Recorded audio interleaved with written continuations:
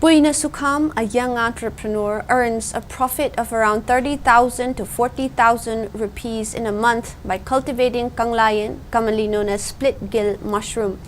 Puina's goal is to cultivate sufficient amount of Kanglayen, which is preferably consumed by people because of its high medicinal value. He maintained that with fundings from authority concerned, his Kanglayen business will be successful. We have an exclusive report on this.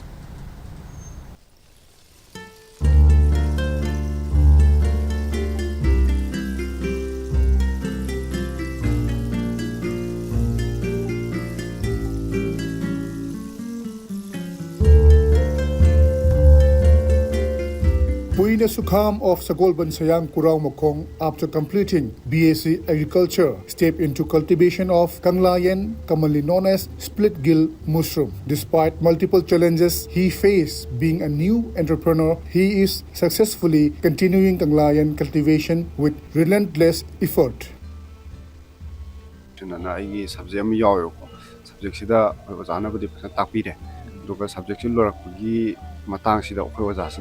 Kanglayen thaba yai Kanglayen thaji na college da thaba sida aje ko oja college da thabinare aro phasana haire ha kan oja na hoi phare yumda thasaru ro na ije yumda halaka saman tro hodo kibane hamba thaba sida bektara kun na thai ko sing chai bagi awaba atai oyster mushroom lei ba sing matai lei siga Kanglayen ga di sing chai du khitang khenei machine yaw da ga yak taba adagi kunna hen pam na chai ba se noma gi mari ra mangal chai ba sing ngamak taba amain tro ko kha thengnei adagi hanbadadi Kanglayen se tharaga kaida yonduno na khalame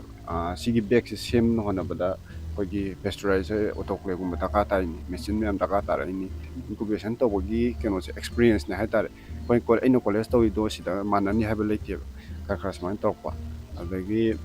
hujugudi machine je le ko machine le tinga de sing sai si khra wai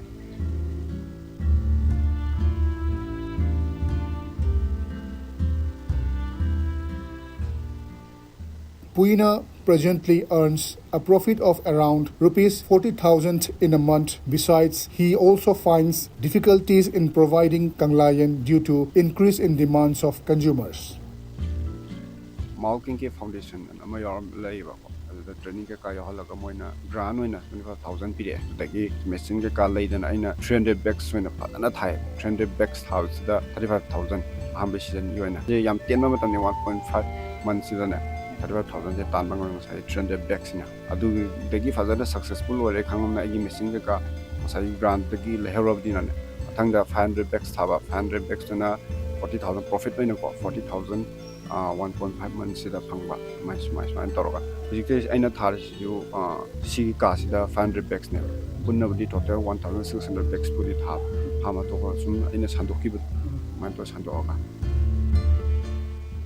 In spite of repeated appeals to the authority concerned to provide fundings, no positive response has been received till date. Andagi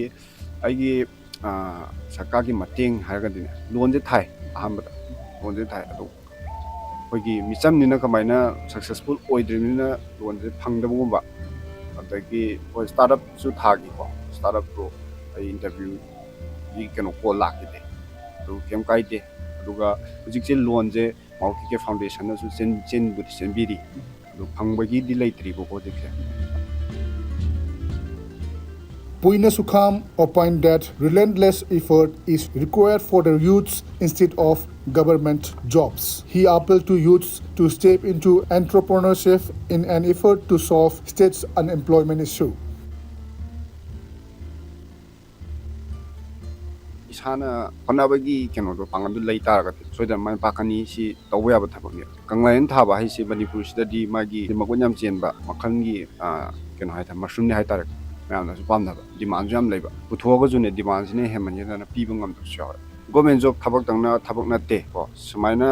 sentholambi ama phajana chakhapang ngamna bo khona tari ka dabagi government job new dino ai hujik tawinai si imana myam punjalaga tawini ko youth ama wari matam sida aigi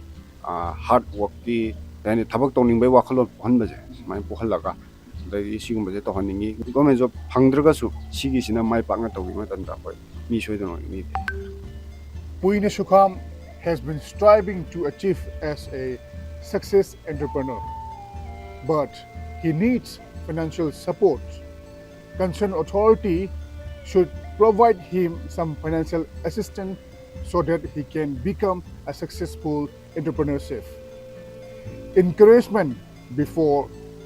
success should replace appreciations after success. This is SKTV Premchand reporting for SKTV News, Imphal.